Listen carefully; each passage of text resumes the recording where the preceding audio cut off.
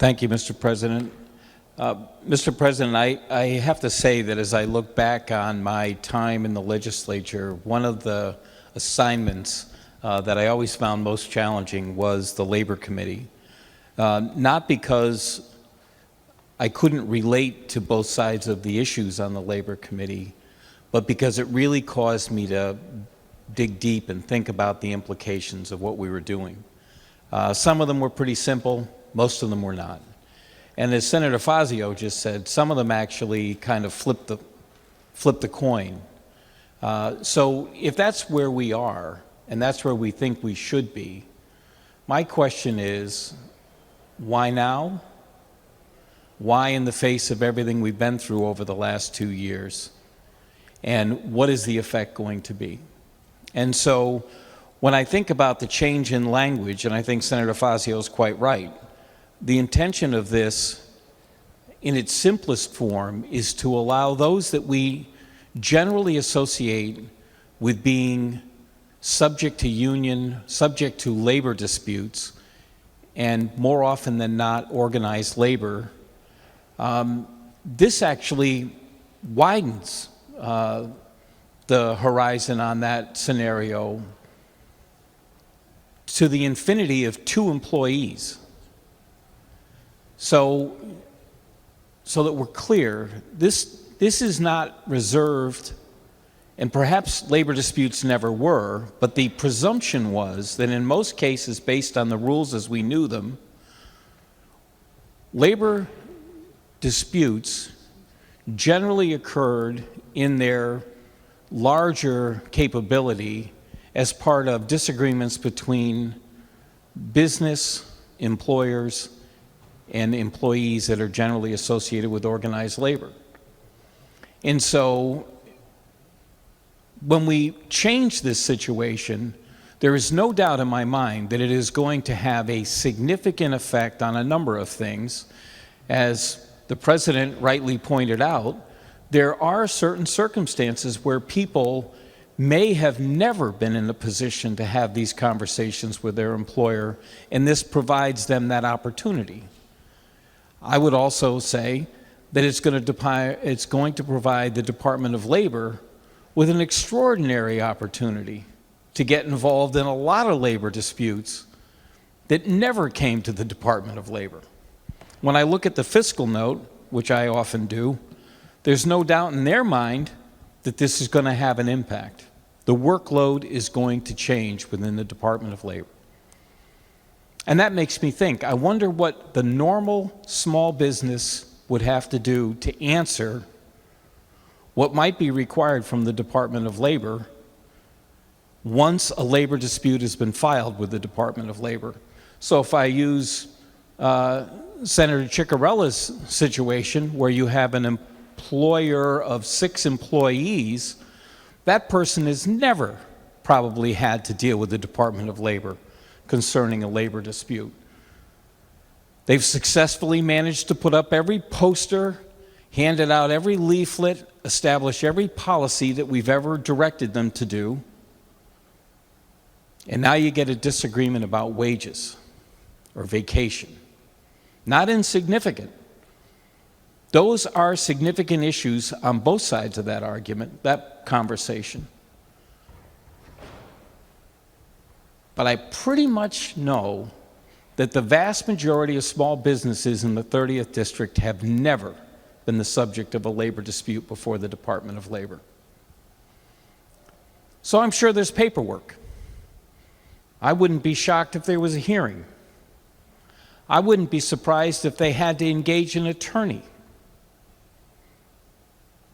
Again, could be over a subject matter as simple and as important as wages. But that's what we're going to do here today. We are going to significantly change the understanding of who is eligible for unemployment and when and how. Mr. President, when I think about, again, what has occurred in the last 2 years, when we all around this circle said, we think that this situation with COVID is so significant, we need to be able to act swiftly, with one voice, with the consideration of leadership, and we need to be able to react or act. And one of the first things we did was put the key in the door of this building and the building next door, because it was too dangerous. And the governor put in place a policy that sent everybody home. Whenever I was asked, I supported it. I don't think we knew who was going to get sick next, and we certainly didn't know who was going to survive and who wouldn't. But the bill to do that had to fall on someone's desk. I remember the governor. We're going to take care of this. We are with you. We are going to be there, and we are going to help. And in the first budget that came out during COVID, there was not nickel one until this body and the chamber downstairs put money in that budget, $155 million, I think, of a $1 billion debt to the federal government in the budget. To our credit, I think we were trying to deal with an issue that we had heard and that we were hearing from our constituents, small business owners, that were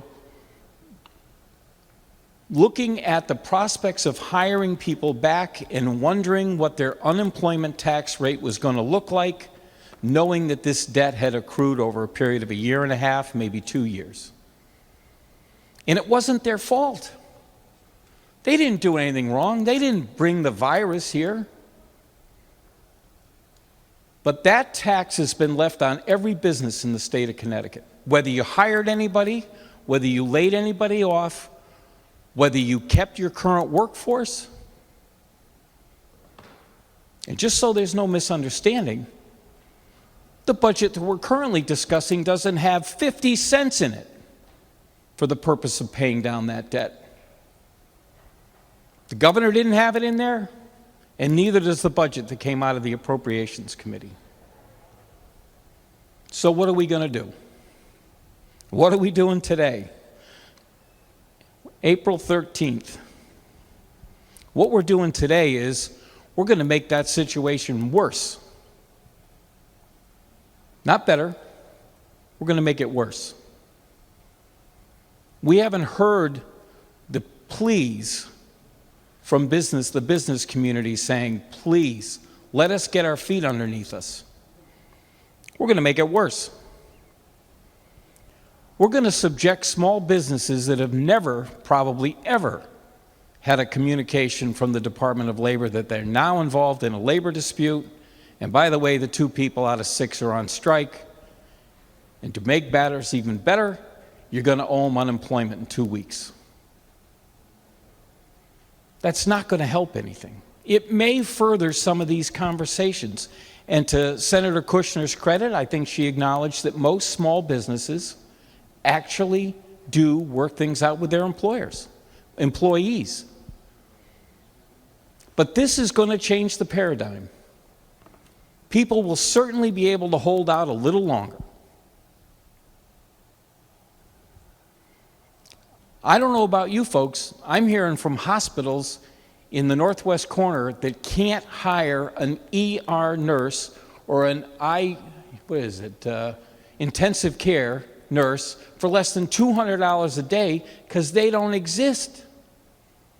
The Hospital Association is telling me that they every day are on the phone with the Department of Labor and the Department of Public Health trying to get people credentialed.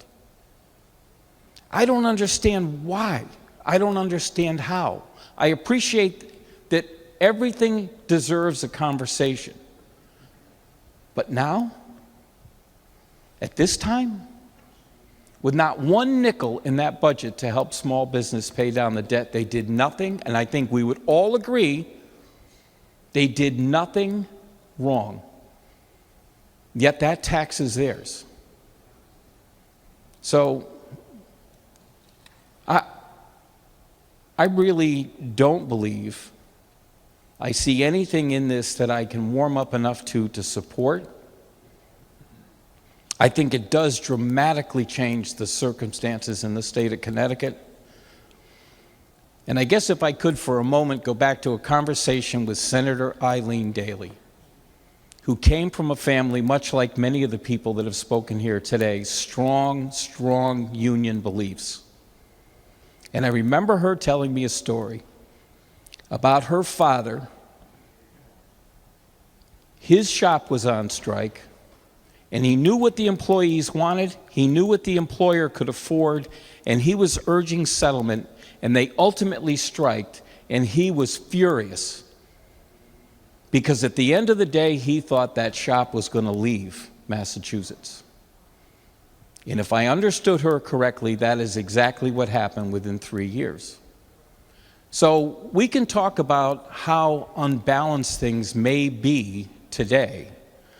I think there's a lot written, maybe it's only 3 lines in this bill, but it is going to significantly change the dynamic here in the state of Connecticut, and I think it's something that we should not be supporting. Thank you, Mr. President.